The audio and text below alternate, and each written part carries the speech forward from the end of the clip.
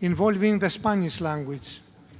The speaker is Professor Jesus Alegria, an honorary professor of the Free University of Brussels in Belgium. Professor Alegria is an eminent academic scholar widely known for his influential work on reading and dyslexia. As a member of the famous Brussels Group, he has worked for more than 30 years on the issues of literacy acquisition, the relationship between phonemic awareness and the learning of reading, as well as the literacy acquisition by dyslexics and deaf persons, making a significant contribution to research and educational practice. I welcome, therefore, Professor Alegria, and I ask him to take the floor for 25 minutes. Thank you.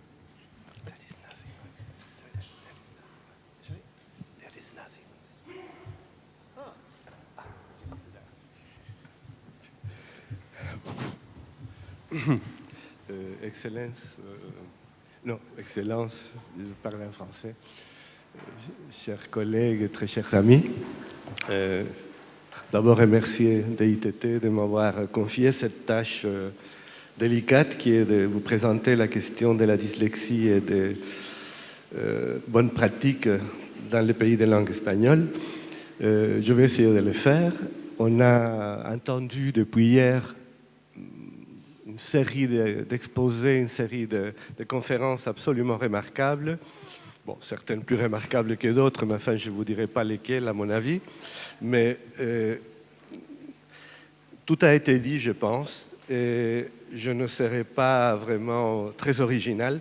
Ce que je vais tenter de faire, c'est de reprendre l'essentiel des données théoriques, des progrès qu'il y a eu au sujet de la dyslexie, et tenter de dériver très directement de ces progrès ce qui concerne les bonnes pratiques, les conceptions de la dyslexie qui conduisent vers les bonnes pratiques, et essayer de trouver quelle est la coloration qu'on pourrait donner à cela quand il s'agit de l'espagnol, de la langue espagnole et la lecture et l'écriture de cette langue. Alors, sur le plan scientifique, les progrès dont on a beaucoup parlé hier et aujourd'hui peuvent se résumer en 3 points. Je pense qu'il n'y a pas de discussion là-dessus. La dyslexie, c'est un problème qui a une base biologique, probablement, certainement, avec une dimension génétique. La dyslexie, sur le plan cognitif, pose des problèmes au niveau de la phonologie qui est une dimension très, très multidimensionnelle, en fait. Et finalement, sur le plan pratique, sur le plan concret, c'est que nous observons sur le plan du comportement, la dyslexie conduit à des difficultés pour ce qui est de l'acquisition de la lecture, et ce que nous observons, c'est cela. Alors, l'acquisition de la lecture, je voudrais mettre un petit bémol là-dessus. Je crois que jusqu'il y a une vingtaine ou un peu plus d'années peut-être, on considérait la dyslexie comme un problème strictement spécifique de l'acquisition de la langue écrite. Mon collègue José Moraes a dit tout à l'heure, ce matin, que c'était un problème du traitement du mot écrit. C'est exact, mais le fait qu'il y ait une dimension phonologique à la base de la dyslexie fait que cette déficience, ce trouble, va se manifester à d'autres niveaux que simplement les niveaux de la langue écrite. Et il y a, si je pouvais avoir la suivante, il y a des données actuellement nombreuses, convergentes, dont on a déjà parlé aussi, je ne répéterai pas trop ça, sinon je vais vous ennuyer, et qui montrent qu'il y a des tâches qui n'impliquent pas la lecture des mots et qui mettent en évidence ces troubles de la phonologie, qui sont des troubles associés à cette déficience qui est la dyslexie. Et je relève ici, je pense, une série de tâches dans lesquelles on a effectivement trouvé que les dyslexiques avaient des performances plus faibles que les enfants qui apprenaient à lire normalement. Je vais peut-être, au lieu de les commenter, vous les voyez là clairement, je pense, vous donner quelques exemples de données récoltées en espagnol, si je pouvais voir la suivante. Ici, il y a des résultats récemment publiés par le professeur Carrillo de l'Université de Murcie en Espagne, moi-même, sur des dyslexiques en espagnol qui ont été examinés entre la 2e et la 6e année primaire. Dans cette tâche, on regarde leurs habiletés, leur capacité à nommer des images. C'est une tâche qui relève de l'activation des représentations phonologiques des mots, mais qui n'est pas directement liée à la lecture. Et ce qui est représenté en ordonnée, en abscisse, vous avez les années scolaires de 2 à 6. Et ce qu'il y a en ordonnée, c'est le temps moyen pour prononcer les noms relatifs à des séries d'images. Et la figure au-dessus montre qu'effectivement, les dyslexiques sont plus lents en espagnol, aussi bien que dans d'autres langues, pour nommer des mots, donc pour avoir aux méthodes d'enseignement de la lecture. Je pense qu'on est tous plus ou moins convaincus par ce qu'on a déjà entendu que les meilleures méthodes, les méthodes les plus efficaces en général pour enseigner la lecture, c'est des méthodes à caractère phonique. On a eu des exposés ce matin notamment montrant que même en anglais, qui est parmi les langues ici en Occident, qui est la plus opaque au niveau des rapports entre langue orale et langue écrite, obtient de meilleurs résultats en général et en particulier chez les dyslexiques en utilisant les méthodes phoniques. L'espagnol est, en tant que langue, une langue qui se prête particulièrement à une écriture phonétique. C'est une langue qui a une structure syllabique très claire, qui a un petit nombre de voyelles, seulement 5, facile à isoler. Donc, tout se prête à que ce soit une langue dans laquelle l'écriture soit transparente, elle l'est, et les conseils pratiques à donner aux enseignants et aux différentes personnes impliquées dans cette affaire de la lecture, c'est de pratiquer ces méthodes de manière explicite, c'est-à-dire très rapidement expliquer aux enfants quel est le code phonologique, présenter les codes explicitement, de manière systématique, en commençant par les voyelles, suivant par les fricatives, etc., etc. Donc, les unités phonologiques, phonémiques les plus accessibles de la langue, les mettre en rapport avec les lettres et faire cela de manière précoce, c'est-à-dire ne pas attendre beaucoup de temps une fois l'enseignement de la lecture commencé pour pratiquer ces méthodes. La suivante, s'il vous plaît. Et la dyslexie en espagnol, je crois que c'est un détour important, présente certaines caractéristiques, comme on a déjà étudié ça dans d'autres langues européennes à caractère transparent. On observe relativement peu d'erreurs, de difficultés au niveau de la précision de la traduction phonème-graphème et graphème-phonème, grâce à la transparence, mais elle se manifeste beaucoup plus clairement au niveau du temps, de la vitesse. Et je vous montre... Dans la suivante, je vous montre ici quelques résultats obtenus dans l'étude que j'évoquais tout à l'heure, entre la 2e et la 6e année primaire. Les enfants dyslexiques, ce qu'on a mesuré ici, c'est le temps moyen de lecture des mots. Et vous voyez qu'ils sont franchement nettement plus lents en lecture des mots que les enfants normaux. Et la suivante, qui montre la même chose, mais ici il s'agit de la lecture de pseudomots. La différence entre les pseudomots, au niveau des pseudomots entre bons lecteurs et lecteurs dyslexiques est plus importante que pour la lecture des mots, mais ça confirme des choses qu'on avait déjà établies auparavant. Effectivement, la dyslexie se manifeste en langue espagnole comme dans d'autres langues transparentes au niveau des temps de lecture.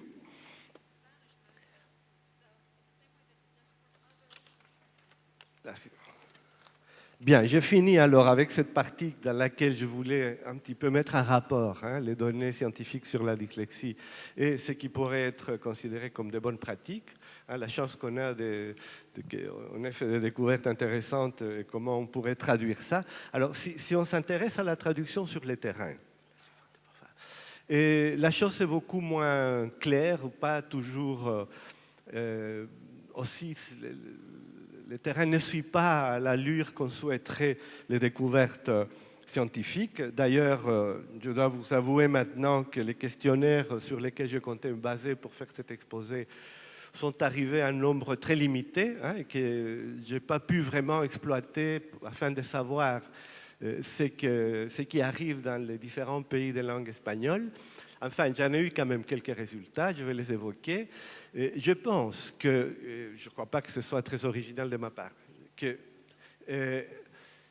une chose fondamentale est de faire circuler l'information. Je pense qu'il est indispensable que toutes les personnes impliquées dans la dyslexie d'une manière ou d'une autre aient accès à ces informations scientifiques. Et je pense que les principaux intéressés là sont très clairement les familles, les milieux scolaires et les autorités éducatives. Au niveau de la famille, il est évident que pour les parents d'enfants dyslexiques, savoir que leur enfant a des difficultés pour apprendre à lire et à écrire, mais ce n'est pas parce qu'il est idiot ou parce qu'il est fainéant, hein, qu'il y a d'autres problèmes. C'est intéressant, mais enfin, ça ne résout pas le problème. Il faut qu'ils aient à leur disposition des moyens efficaces au niveau pédagogique, logopédique, etc. Et une découverte intéressante que j'ai faite en faisant des recherches sur le terrain pour savoir quelle était la réalité dans les pays de langue espagnole, est que ce sont les parents qui sont souvent à la base, en tant que groupe de pression, pour exercer justement des pressions au niveau des autorités et des écoles, de manière à qu'on adopte des mesures concrètes pour aider les enfants dyslexiques à faire des progrès. Et donc là, il y a quelque chose d'intéressant. Les parents en tant que groupe de pression, les associations des parents des dyslexiques fonctionnent extrêmement bien dans certains pays d'Amérique latine et en Espagne.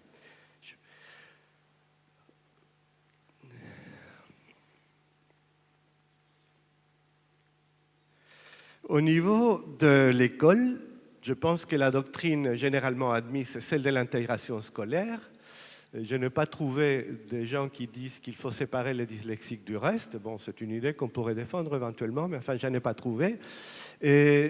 Mais c'est clair que mettre un enfant dyslexique intégré, soi-disant, dans une classe et lui laisser se débrouiller tout seul n'est vraiment pas ce qu'on entend par une intégration efficace, et que cela implique des professeurs associés au professeur qui est le maître de la classe, de manière à que ces professeurs spécialisés aient une formation, et on en a parlé ce matin, hier aussi, mais ce matin surtout, que ces professeurs aient une excellente formation de manière à être capables de pratiquer toutes ces choses qui sont disponibles pour aider les enfants dyslexiques à progresser, et aux maîtres de la classe à être capables de repérer les enfants à problème pour faire appel à ces spécialistes de manière à les aider. Je pense que l'exposé de Linda Siegel ce matin était excellent. Il nous montrait qu'au Canada, les résultats sont magnifiques, et justement parce que cette formation de professeurs existe et fonctionne. Au niveau des autorités,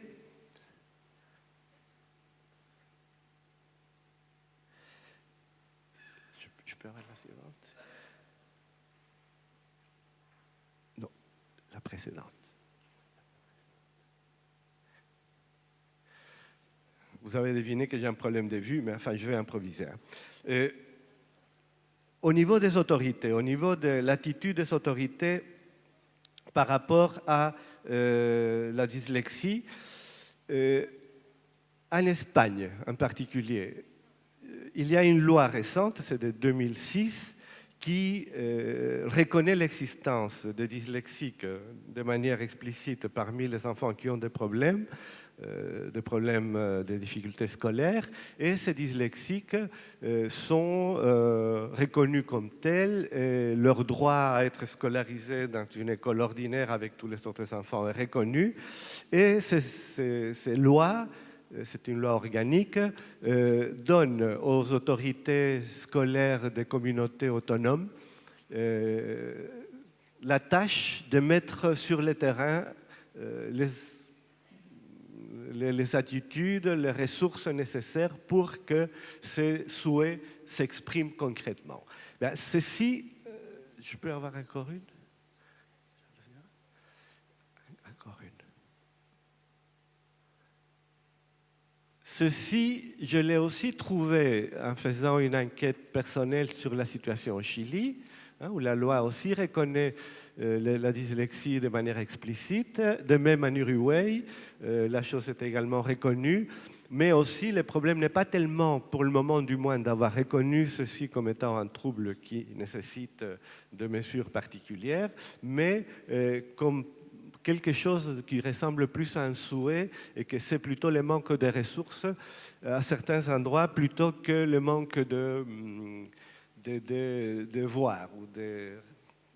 Et en Uruguay, j'ai trouvé quelque chose qui me paraît intéressant, qui est aussi quelque chose qui sort des pressions des parents d'enfants dyslexiques, qui est qu'ils ont le droit d'exprimer, de demander aux écoles un traitement particulier pour les enfants dyslexiques pour ce qui est des examens et des choses de cet ordre-là, de manière à qu'ils puissent avoir des examens à choix multiples, des examens où les énoncés, des questions où les énoncés seraient lus aux enfants plutôt que d'exiger d'eux qu'ils les lisent eux-mêmes, etc., etc. Donc il y a, je ne suis absolument pas exhaustif, mais partout où j'ai réussi à avoir des informations, je constate une réalité qui ressemble à peu près à ce que je viens d'évoquer ici.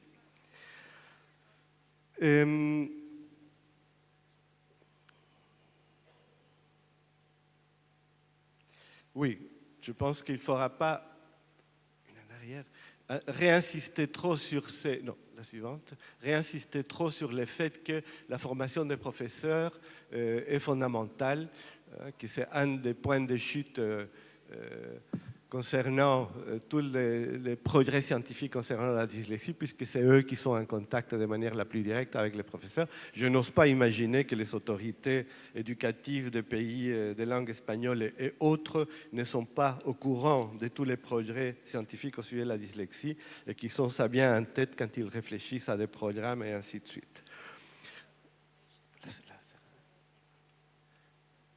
Bien, pour terminer, je crois que j'ai déjà évoqué tout ce qui est résumé ici. La dyslexie est reconnue, donc ça montre bien que l'information circule, est reconnue comme un problème spécifique par rapport à la langue écrite, et les droits des enfants dyslexiques est également reconnu à avoir une scolarité normale. Ce qu'il faut, c'est des ressources afin que fondamentalement l'information circule et que la formation des professeurs soit ce qu'il devrait afin que ces enfants dyslexiques puissent, dans la mesure du possible, suivre un cursus aussi normal que possible et avoir accès à tout ce que la société offre, mais avec des exigences importantes au niveau de la lecture. Merci beaucoup. Merci beaucoup.